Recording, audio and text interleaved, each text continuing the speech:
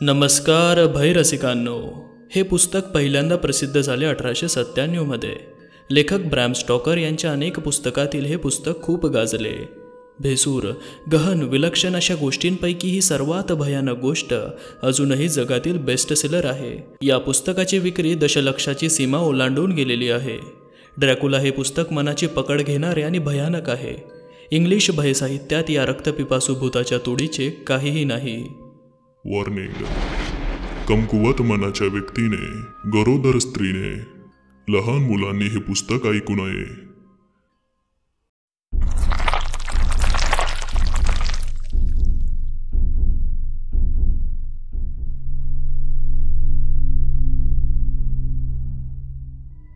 पाच मे, गढी. सकाळचा अंधार दूर झालाय आणि सूर्य दूर क्षितिजावर आलाय. त्या क्षितिजाला काहीसे कंगोरे असल्यासारखे वाटत आहेत. ते झाडीमुळे की टेकड्यांमुळे ते मला माहीत नाही. मला आता काही झोप येत नाही, पण मी जागा होईपर्यंत मला हाक मारली जाणार नाही. त्यामुळे झोप येईपर्यंत मी लिहितोय. बऱ्याच विचित्र गोष्टी लिहायच्यात. न जाणं जो कोणी त्या वाचेल त्याला वाटेल की मी बिस्ट्रीज सोडण्याआधी छान जेवण केलं असावं. रात्री ते म्हणतात ना, ते रॉबर स्टेक, डुकराचं थोडं मांस, कांदा आणि मिरी घातलेले बैलाच्या मांसाचे कबाब मी जेवणात खाल्ले. गोल्डन मेडिशाय नावाची वाईन होती. ती जिभेवर एक प्रकारची विचित्र चुरचूर उत्पन्न करते, पण ती छान आहे. वाईनचे मी 2 ग्लास घेतले आणि दुसरं काहीही नाही. मी जेव्हा त्या गाडीत शिरलो तेव्हा गाडीवान आपल्या जागेवर नव्हता. मी त्याला त्या हॉटेल मालकिनीजवळ बोलताना पाहिलं. ते माझ्या संबंधी बोलत होते हे उघड होतं, कारण ते आणि दरवाजाबाहेर बाकावर बसलेले काही लोक अधूनमधून माझ्याकडे पाहत होते आणि ऐकत होते, आणि त्यापैकी बरेच जण माझ्याकडे दयाद्र नजरेने पाहत होते. अनेक प्रांतांचे लोक त्या तिथं जमावात होते, त्यामुळे त्यांचे ते विचित्र पुन्हा पुन्हा बोलले गेलेले शब्द मला ऐकू येत होते.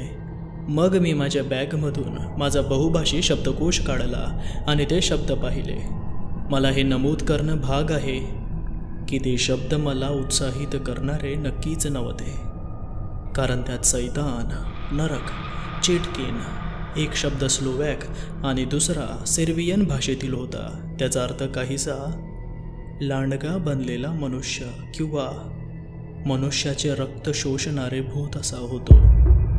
टीप: मला सरदारांना या अंधश्रद्धेबद्दल विचारायला हवं. जेव्हा मी प्रवासाची सुरुवात केली तेव्हा खानावळीजवळ जमलेला जमाव, जो या वेळेपर्यंत बराच वाढला होता, त्यातील सर्वांनी क्रॉसची खूण केली आणि माझ्याकडे 2 बोटं दाखवली. ते काय म्हणतायत ते मला सांगण्यासाठी मी एका सहप्रवाशाला विचारलं. सुरुवातीला तो काही सांगेना, पण जेव्हा त्याला मी इंग्लिश आहे हे कळलं तेव्हा त्यानं दुष्ट नजरेपासून वाचण्यासाठीची ही एक खूण किंवा तोडगा असल्याचं सांगितलं. हे काही माझ्यासाठी चांगलं नव्हतं. मी एका अज्ञात जागी एका अज्ञात माणसाला भेटायला चाललो होतो, पण प्रत्येकाला माझ्याबद्दल इतकी दया आणि इतकं दुःख आणि सहानुभूती वाटत होती की त्यामुळे मला अगदी भरूनच आलं. त्या खानावळीचं ते अंगण, तेथील ती रुंद कमान आणि त्याच्या पार्श्वभूमीवरील ती ओलिंडर आणि संत्र्याची झाडं आणि तिथं उभ्या असलेल्या आणि क्रॉसची खूण करणाऱ्या माणसांच्या रंगबिरंगी आकृत्या, हे पाहिलेलं शेवटचं दृश्य मी कधीच विसरणार नाही. गाडीची पुढची उंच जागा, ज्याला ते गॉच म्हणतात, ती जागा आमचा गाडीवान बसताच त्याच्या त्या लिननच्या रुंद विजारीनं व्यापून टाकली होती. आमच्या गाडीवानानं मग आपला मोठा चाबूक आपल्या 4 छोट्या घोड्यांवर कडकावला. ते पुढे धावले आणि आमच्या प्रवासाची सुरुवात झाली. आम्ही पुढे जात असताना तेथील सृष्टी सौंदर्यानं खानावळीतील ते शेवटचं दृश्य आणि त्या भुताटकीच्या भीतीच्या आठवणी लवकरच नाहीशा झाल्या. पण जर मला माझे सहप्रवासी बोलत होते ती भाषा किंवा त्या भाषा कळल्या असत्या तर मग त्या आठवणी मी इतक्या सहजपणे घालवू शकलो नसतो. आमच्यासमोर हिरवीगार उताराची जागा होती. ती जागा दाट जंगल आणि झाडीनं भरलेली होती आणि तिकडे काही सुळक्यासारख्या टेकड्या होत्या. शेतातली घरं होती. जिकडे तिकडे फळझाडांना भरपूर मोहर होता. त्यात सफरचंद, आलूबुखार, पेयर, चेरी ही झाडं होती. आणि आम्ही पुढे जात असताना त्या झाडांखाली असलेल्या गवतावर मोहराच्या गळलेल्या पाकळ्या पसरलेल्या होत्या. त्या हिरव्या टेकड्यांमधून रस्ता वाहत होता. हिरव्या वळणातून तो रस्ता अदृश्य होत होता किंवा वेड्या वाकड्या वाढलेल्या पाईंच्या जंगलात दिसेनासा होत होता. ही पाईंची जाडी इकडे तिकडे टेकडीच्या उतारावर विस्तवाच्या ज्वाळेसारखी पसरलेली होती. तो रस्ता वेडावाकडा होता, पण तरीही त्यावर आम्ही अगदी घाईनं दौडत जात होतो. मला त्या घडीला तरी या घाईला काय कारण आहे ते समजत नव्हतं, परंतु बोरगा खिंडीला पोहोचण्यासाठी वेळ वाया घालवायचा नाही यावर त्या गाडीवानाचा कटाक्ष होता. मला असे सांगण्यात आले की उन्हाळ्यात हा रस्ता फारच छान असतो, परंतु हिवाळ्यातील बर्फवृष्टीनंतर तो नीट करण्यात आलेला नव्हता. पण कार्पॅथियन्स येथील इतर रस्त्याहून याबाबतीत तो रस्ता वेगळा होता. पूर्वी ते रस्ते दुरुस्त करतच नसत, कारण मग तुर्कांना परकीय सैन्य आणण्यासाठी ते रस्ते तयार केले जात आहेत असं वाटलं असतं, आणि मग अगदी निमित्तावर असलेल्या युद्धाला तोंड फुटलं असतं. हिरव्यागार भरगच्च टेकड्यांच्या पलीकडे जंगलाचे मोठे मोठे उतार होते आणि ते कार्पॅथियन्स पर्वतांच्या उंच चढावापर्यंत पसरलेले होते. आमच्या उजव्या आणि डाव्या बाजूला हे उंच उंच कडे होते. दुपारची सूर्यकिरणं त्यांच्यावर पडली होती आणि पर्वतराजीत सुरेख अनोखे रंग दिसत होते. तिथं एकामागोमाग एक असे वेडेवाकडे खडक आणि घडी होत्या. मग उंच उंच हिमाच्छादित शिखरं दिसू लागली, तेव्हा त्या घडी त्यात हरवून गेल्या. सूर्य मावळत असताना पर्वतावरच्या घडीत मधूनच पडणारं पाणी दिसत होतं. जेव्हा मी टेकडीच्या तळाला वळसा घातला आणि एका हिमाच्छादित भव्य पर्वत शिखर दिसू लागलं, तेव्हा माझ्या एका सहप्रवाशानं मला हाताला स्पर्श केला. आम्ही त्या वळणाच्या रस्त्याने जात असताना ते अगदी आमच्या समोरच असल्यागत होतं. बघा, इन्स्टेन्झेक, देवाची बैठक, आणि त्यानं धार्मिकपणे क्रॉसची खूण केली. आम्ही त्या न संपणाऱ्या रस्त्यावरून जात होतो आणि सूर्य आमच्या मागे आणखीनच खोल खोल गेला. संध्याकाळच्या सावल्या आमच्या भोवती रेंगाळू लागल्या. त्या बर्फाच्छादित शिखरावर अजूनही सूर्यास्त व्हायचा होता आणि ते शिखर फिकट गुलाबी झालं होतं. मधून मधून झेक आणि स्लोवॅक लोक जाताना दिसत होते. त्यांचे कपडे रंगीबिरंगी होते आणि मी पाहिलं की इथं गलगंड रोगाचा प्रादुर्भाव बराच झालेला दिसत होता. रस्त्याच्या बाजूला अनेक क्रॉसेस होते आणि आम्ही तिथून जात असताना माझ्या सहप्रवाशांनी आपल्या छातीवर क्रॉसची खूण केली. मधूनच कुठेतरी एखादा शेतकरी किंवा त्याची बायको ही एखाद्या पवित्र स्थानी गुडघे टेकून बसलेली होती. आम्ही जवळ पोहोचलो तरी ते मागे वळून पाहत नव्हते. भक्तिरसात ते इतके लीन झालेले होते की त्यांना बाहेरच्या जगाचे भान नव्हते. मला कित्येक गोष्टी नवीन होत्या. उदाहरणार्थ झाडांवरील गवताच्या गंजी आणि अधेमध्ये असलेली जमिनीला फांद्या टेकलेली भोजवृक्षांची झाडे, त्यांची पांढरी खोडे त्या पानांच्या फिकट हिरव्या रंगातून चांदीसारखी चमकत होती. मध्येच कधीतरी साधी शेतकऱ्याची गाडी आम्हाला परत जाताना दिसत होती. त्या गाडीचा सांगाडा लांब सर्पासारखा होता. त्या गाडीवर घरी परतणारे शेतकरी झुंडीने बसलेले होते. झेक लोकांचे पांढरे तर स्लोवॅकांचे रंगेबिरंगी मेंढरांच्या कातड्यांचे अंगरखे होते. जशी संध्याकाळ झाली तसा हवेत खूपच गारठा वाटू लागला आणि वाढत जाणारा संधीप्रकाश त्या ओक, बीच आणि पाईन झाडांच्या धुरकटपणात मिसळून गेला. टेकड्यांच्या मधून खोलवर जाणाऱ्या दऱ्यात आम्ही होतो, पण जसे आम्ही त्या खिंडीतून वर चढलो तसे अधूनमधून दिसणारे ते गडद रंगांचे फरचे वृक्ष हे उशिरा पडलेल्या हिमाच्या पार्श्वभूमीवर उठून दिसत होते. पाईंच्या या जंगलातून जाताना अंधारात ती जंगले त्या झाडातून चहूकडे पसरलेल्या करड्या रंगाच्या थव्यात आम्हाला बंदिस्त करून टाकतायत असं वाटत होतं. त्यामुळे एक प्रकारचा भेसूर आणि गंभीर परिणाम जाणवत होता. त्यामुळे संध्याकाळी उत्पन्न झालेले विचार आणि उदास कल्पना मनात येत होत्या. झालेल्या सूर्यास्तामुळे भूतासारख्या दिसणाऱ्या ढगांना विचित्र आकार आले होते आणि ते कार्पॅथियन्स पर्वतराजीच्या खोऱ्यात पसरताना दिसत होते. काही वेळा टेकड्या इतक्या सुडक्यासारख्या होत्या की जरी आमच्या गडीवानानं कितीही घाई केली तरी घोडे सावकाशच जात होते. खाली उतरून त्या टेकड्यांवर चढताना आमच्या देशात जसे आम्ही घोड्यांबरोबर जातो तसं जावं असा माझा विचार होता, परंतु गाडीवान ऐकेना. नको नको, तो म्हणाला, तुम्ही इथं चालण्याच्या भानगडीत पडू नका, इथले रानकुत्रे भयानक आहेत. आणि मग तो पुढे काहीतरी उघड विनोद केल्यागत बोलला आणि इतरांच्या चेहऱ्यावरचे दुजोऱ्याचे हास्य बघण्यासाठी त्यानं मागं वळून पाहिलं आणि तो म्हणाला, आणि तुम्ही झोपी जाण्याआधी या अशा धर्तीच्या गोष्टी तुम्हाला पुरेशा होतील. तो तिथे फक्त एक क्षणभर थांबला ते दिवे लावण्यासाठी. जेव्हा अंधार पडला तेव्हा सहप्रवाशात एक तऱ्हेची खळबळ उडालेली दिसली आणि ते त्याच्याशी एकामागून एक बोलत राहिले, जणू काही ते त्याला वेग वाढवायला सांगत होते. तो अगदी निष्ठुरपणे घोड्यांना आपल्या लांब चापकानं फटकारे मारत होता आणि मोठमोठ्याने ओरडून प्रोत्साहन देत होता. तो त्यांना जोरात धावायला उद्युक्त करत होता. नंतर त्या अंधारातून मला आमच्यापुढे एक प्रकाशाचा ठिपका दिसत होता, जणू काही त्या टेकड्यात एक दरी होती. सहप्रवाशातील खळबळ आणखीनच वाढली. ती विचित्र गाडी आपल्या मोठ्या चांबड्याच्या स्प्रिंगवर डोलत होती आणि वादळी समुद्रावरच्या बोटीसारखी मागे पुढे होत होती. मला घट्ट धरून ठेवावं लागत होतं. तो रस्ता मग काहीसा सपाट झाला आणि आम्ही वेगानं जाऊ लागलो. आम्ही आता बोर्गो खिंडीत शिरत होतो. माझ्या सहप्रवाशांनी एका पाठोपाठ एक मला भेटवस्तू दिल्या. त्या त्याने इतक्या आस्थेनं मला दिल्या की मला नकार देणं अशक्य होतं. त्या वस्तू विचित्र आणि तऱ्हेतऱ्हेच्या होत्या, परंतु प्रत्येक गोष्ट ही चांगल्या धार्मिक भावनेनं दिली गेली होती आणि त्याबरोबर प्रेमाचे शब्द आणि आशीर्वादही होते. हे करताना त्यांच्या हालचाली विचित्र होत्या आणि त्यात भीती होती. त्या हालचाली म्हणजे क्रॉसची आणि दुष्ट नजरेपासून रक्षण म्हणून संरक्षणासाठी केलेल्या खुणा. या अशा खुणा मी हॉटेल ब्रिटिशच्या बाहेर पाहिल्या होत्या. आम्ही असं जोरात जात असताना गाडीवान पुढे वाकला. गाडीच्या दोन्ही बाजूंना प्रवासी लांब मान करून त्या अंधारात उत्सुकतेने वाकून पाहत होते. काहीतरी खळबळजनक घडत तरी होतं किंवा घडणार होतं हे उघड होतं. मी प्रत्येक सहप्रवाशाला विचारलं, परंतु कोणीही मला थोडाही खुलासा केला नाही. ती खळबळ थोडा काळ राहिली आणि सरते शेवटी आम्ही पूर्वेकडे तोंड असलेली खिंड आमच्या समोर पाहिली.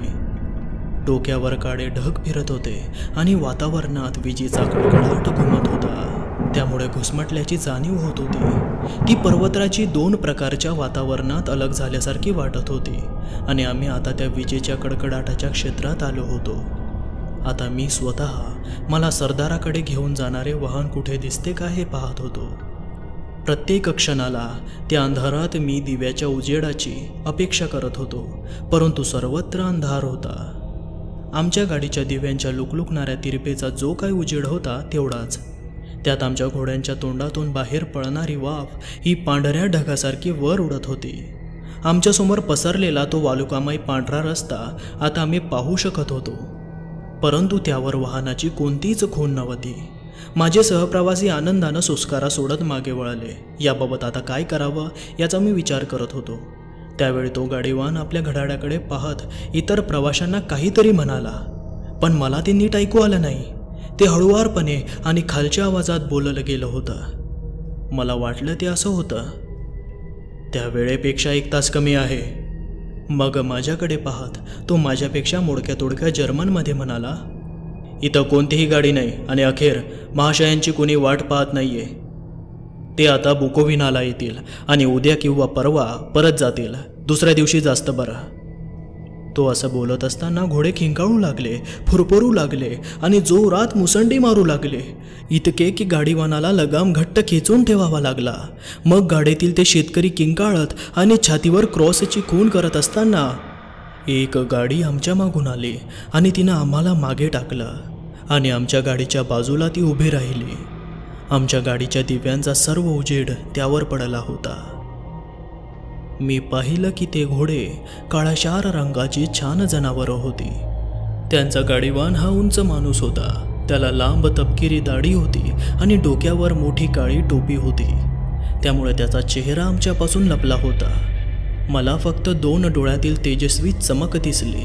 जेव्हा तो आमच्याकडे वळला तेव्हा दिव्याच्या प्रकाशात ते डोळे लाल वाटत होते. तो गाडीवानाला म्हणाला, मला वाटतं तू त्या बुकोविनाला जायला हवे होते. तू मला फसवू शकत नाहीस माझ्या मित्रा. मला बरंच कळतं आणि माझे घोडे खूप चपळ आहेत. तो असं बोलत असताना त्या दिव्यांचा उजेड त्याच्या कठोर चेहऱ्यावर पडला. त्याचे ओठ एकदम लाल होते आणि त्याचे दात तीक्ष्ण आणि हस्तिदंतासारखे पांढरे होते. माझा एक सहप्रवासी दुसऱ्याच्या कानात बर्जरच्या लिनोर या कवितेतील एक ओळ कुजबुजला, डेन डाय टोडेन रिटेल शनेल, कारण मृतात्मे जलद प्रवास करतात. त्या विचित्र गाडीवानानं ते शब्द ऐकले होते, कारण आपले चकाकते दात दाखवत हसत त्यानं वर पाहिलं. त्या प्रवाशानं आपलं तोंड दुसरीकडे फिरवलं आणि त्याच वेळी आपले 2 बोटं वर केली आणि छातीवर क्रॉसची खूण दिली. त्या इंग्लिश माणसाचं सामान दे. तो विचित्र गाडीवान म्हणाला. मग तत्परतेनं माझ्या बॅगा दिल्या गेल्या आणि त्या बैठ्या गाडीत ठेवल्या गेल्या. मग मी त्या गाडीतून उतरलो. त्या विचित्र गाडीवानानं मला गाडीत चढण्यास मदत केली. त्यानं माझा दंड पकडला. त्याची ती पकड अगदी घट्ट लोखंडी होती. त्याच्यात भलती दांडगी ताकद असावी. एक शब्दही न बोलता त्यानं लगाम उडले.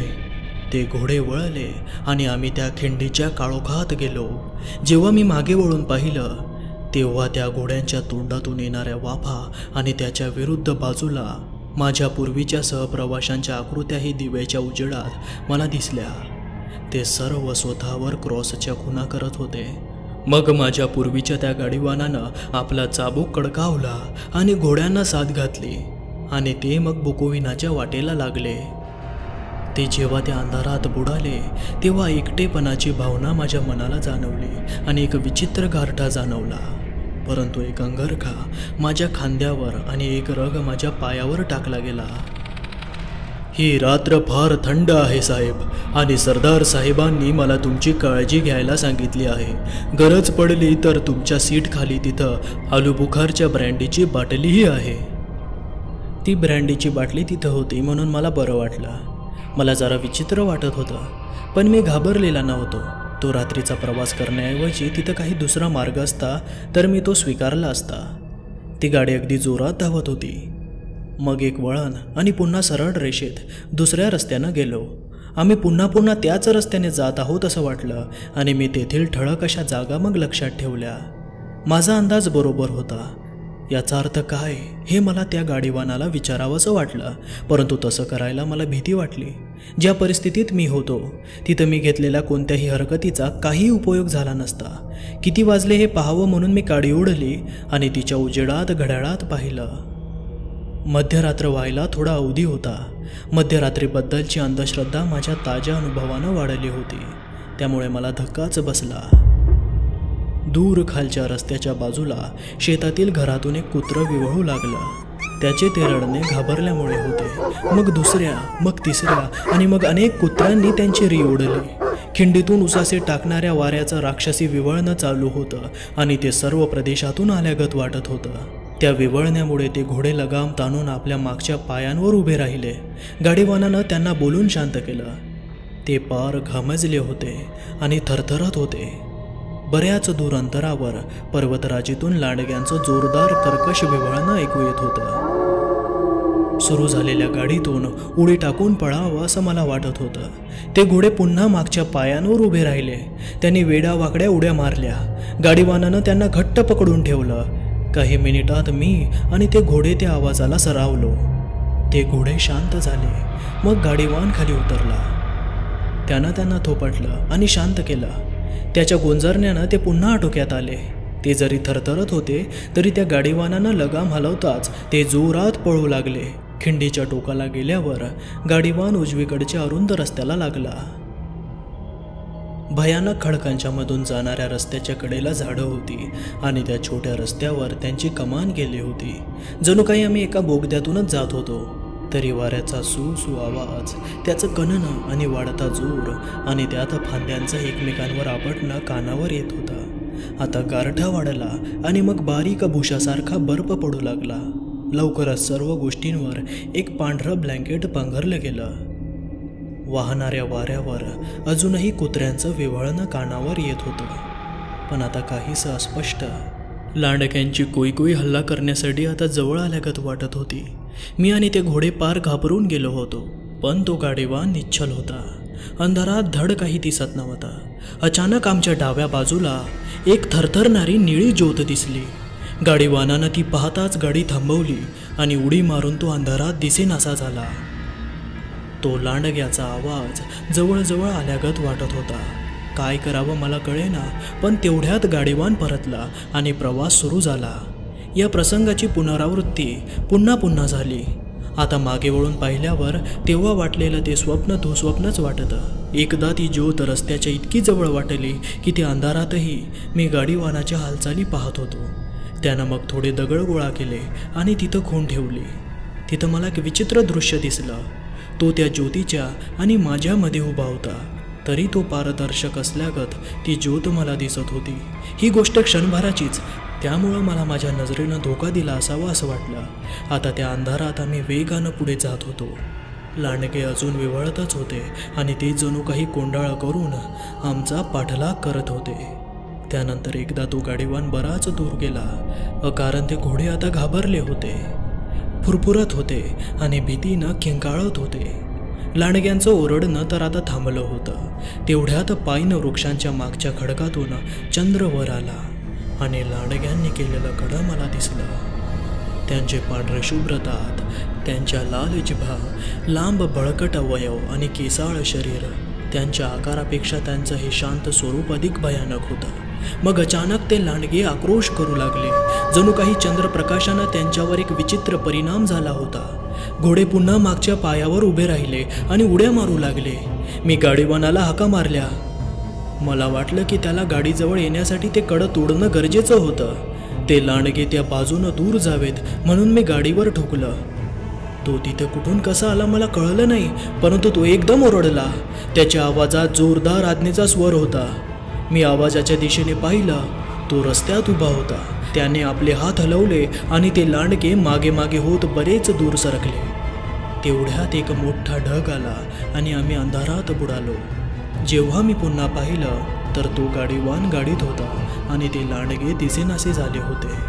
ते इतके भयंकर आणि भेसूर होते की मी भीतीने ग्रासलो. मला हलायला आणि बोलायलाही भीती वाटत होती. आम्ही वेगाने जात होतो तरी तो वेळ आता जात नव्हता. ढगानाळ चंद्र लपल्यामुळे अंधार दाट होता. आम्ही चढण चढत होतो. मध्येच उतारही होते, पण जास्त करून सर्व चढणच होती. अचानक गाडीवानानं आपली गाडीही एका पडक्या गढीच्या अंगणात उभी केली. तिथं सर्वत्र अंधार होता. त्या गढीच्या मोडलेल्या भिंतींची खडबडीत रांग चंद्रप्रकाशित आकाशाच्या पार्श्वभूमीवर दिसत होती. तेवढीच.